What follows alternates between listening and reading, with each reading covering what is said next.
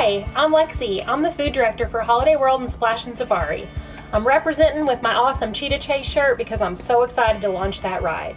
In the meantime, while we're all stuck at home, I'm making funnel cakes for you today.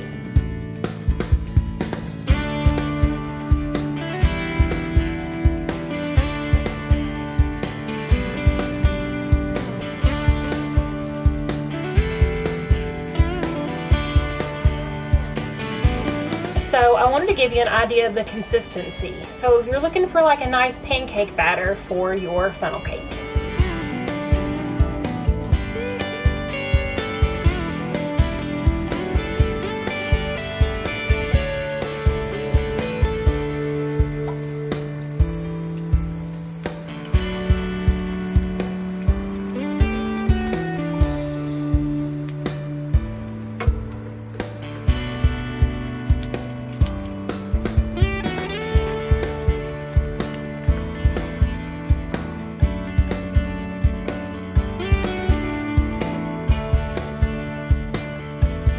So you can put anything that you want on top of your funnel cake, Nutella, Hershey's, like chocolate syrup, just really anything that you'd like to have on top.